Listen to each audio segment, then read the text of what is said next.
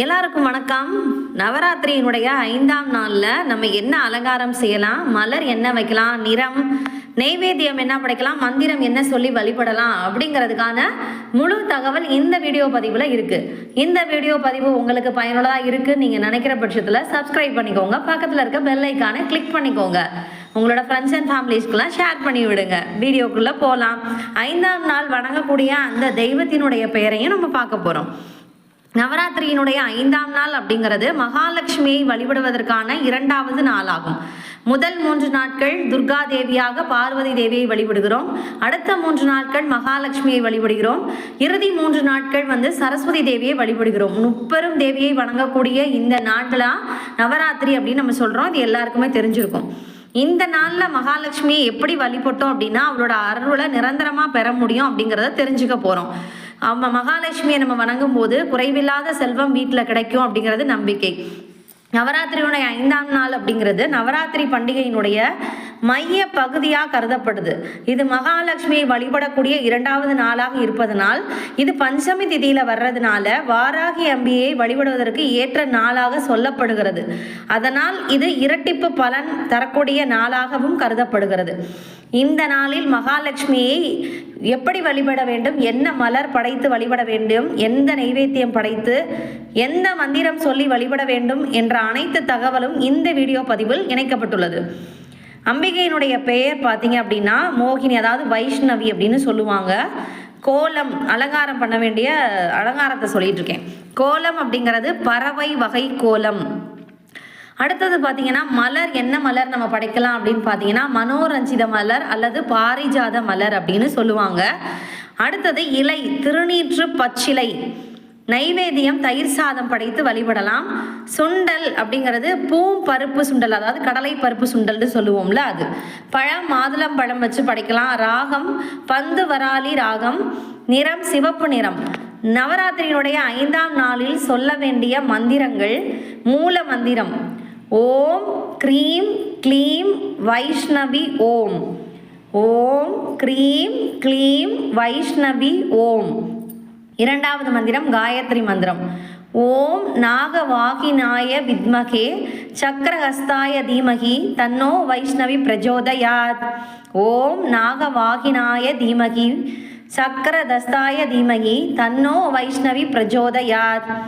2வது மந்திரம் ஓம் ஷியாம வர்ணாயை வித்மகி சக்கரஹஸ்தாய தீமகி தன்னோ வைஷ்ணவி பிரஜோதயாத். இது எல்லாமே நான் ஃபஸ்ட்டு கமெண்ட்டில் பின் பண்ணி வைக்கிறேன்.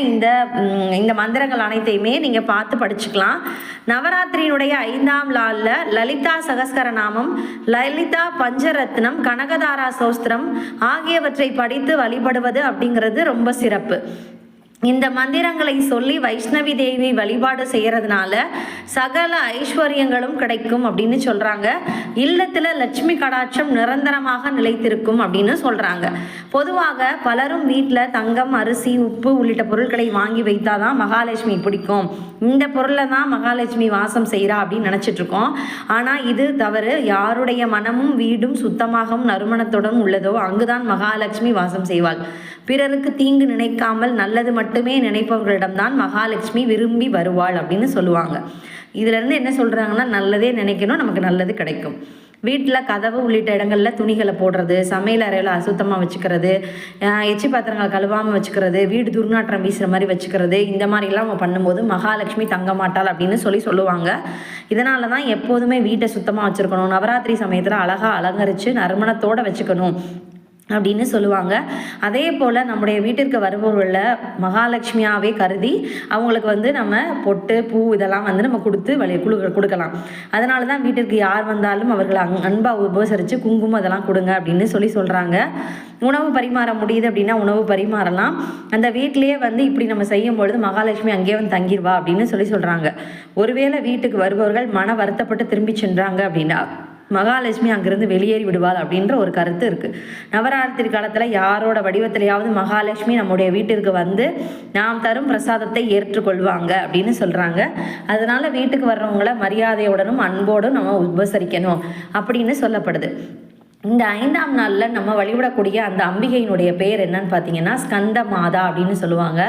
அதாவது கந்தனினுடைய தாயாக இருப்பதனால் இவள் ஸ்கந்த மாதா அப்படின்னு அழைக்கப்படுறதா சொல்கிறாங்க. ஸ்கந்த மாதா எப்படி இருப்பாங்கன்னு பார்த்தீங்கன்னா சிங்கத்தின் மீது அமர்ந்து 4 கரங்களுடன் தாமரை மலரில் அமர்ந்திருப்பாங்க. அப்படி தான் அவங்க காட்டியிருக்காங்க. அதே மாதிரி ஸ்கந்தனை முருகப்பெருமானை மடியில் உட்கார வச்சுருப்பாங்க. 2 கையில் தாமரை மலரும் 1 கையில் அபயம் அளிக்கக்கூடியவளாக காட்சியளிக்கிறாங்க அவங்க. ஸ்கந்த மாதா, அதாவது மாதான்னு சொன்னாலே அன்பு, கருணை, பாசம் எல்லாமே இருக்கும். இதில் ஸ்கந்த மாதா வழிபடும் பொழுது கந்தனை வழிபட்ட பலனும் நமக்கு கிடைக்கும்னு சொல்கிறாங்க. ஸ்கந்தமாதா வழிபட்டால் நமக்கு என்ன கிடைக்கும் அப்படின்னு பார்த்தீங்கன்னா வீட்டில் குடும்ப நலன், குழந்தை நலன், அறிவு, வளர்ச்சி எல்லாமே நமக்கு கிடைக்கும்னு சொல்கிறாங்க. குழந்தைங்க அறிவில் சிறந்தவங்களாக இருக்கணும்னு நீங்கள் நினச்சிங்கன்னா இன்றைக்கி இந்த நாளில் ஸ்கந்தமாதாவை நம்ம வழிபடும் பொழுது குழந்தைகள் அறிவில் சிறந்தவங்களாக விளங்குவாங்கன்னு சொல்கிறாங்க. குழந்தை பேருக்காக வரம் இருக்க நினைக்கிறவங்க இந்த நாளில் ஸ்கந்தமாதாவை வழிபடும் பொழுது ஸ்கந்தமாதா குழந்தை பேர் தருவாங்க அப்படிங்கிறதும் சொல்லப்பட்டிருக்கு. ஸ்கந்தமாதாவை சொல்லக்கூடிய மந்திரம் என்னன்னு பார்த்தீங்கன்னா ஓம் நமோ ஸ்கந்தமாதாயை நமக, ஓம் நமோ ஸ்கந்தமாதாயை நமக. இதை 108 முறை நம்ம சொன்னோம் அப்படின்னா நமக்கு பலன்கள் அப்படிங்கிறது அதிகமாக கிடைக்கும் அப்படின்னு சொல்லப்படுது. குடும்பம் ஒற்றுமையாக இருக்கணும் அப்படின்லாம் நினைக்கிறோம் அப்படின்னா நம்ம ஸ்கந்தமாதாவை இன்று வழிபடலாம். அது ஸ்கந்தமாதாவுக்கு பிடித்த நிறங்கள் அப்படின்னு பார்த்தீங்கன்னா வெள்ளை நிறம் ரொம்ப பிடிக்கும் அப்படின்னு சொல்கிறாங்க. வெள்ளை கலரில் இருக்கக்கூடிய பூக்கள் படைக்கலாம். அது மாதிரி பிரசாதம் அதே மாதிரி வெள்ளை நிறத்தில், அதாவது தயிர் சாதம், பாயாசம் இந்த மாதிரி படைக்கும் போது நமக்கு அம்பிகையினுடைய அருள் அப்படிங்கிறது பரிபூர்ணமாக கிடைக்கும் அப்படின்னு சொல்லப்படுது. ஸ்கந்தமாதாவை அனைவருமே வழிபட்டு இந்த நாளில் எல்லாரும் வேண்டது நடக்கணும் அப்படின்னு சொல்லிட்டு நான் வேண்டிக்கிறேன். இந்த பதிவு உங்களுக்கு பிடிச்சிருந்துச்சு அப்படின்னா லைக் பண்ணிடுங்க, சப்ஸ்கிரைப் பண்ண மறக்காதீங்க, உங்களோட ஃப்ரெண்ட்ஸ் அண்ட் ஃபேமிலிஸ்க்கு ஷேர் பண்ணி விடுங்க. நம்ம நவராத்திரி சீரீஸ் அப்படின்னு சொல்லிட்டு நிறைய நவராத்திரி பற்றி வீடியோஸ் போட்டிருக்கோம். உங்களுக்கு பிடிச்சிச்சு அப்படின்னா போய் பாருங்கள். அதோட பிளேலிஸ்ட்டோட லிங்க் நான் எண்டில் தரேன், எண்டு ஸ்க்ரீனில் தரேன். உங்களுக்கு பிடிக்கும்னு நினைக்கிறேன். பிடிச்சிச்சுன்னா லைக் பண்ண மறக்காதீங்க. நன்றி, வணக்கம்.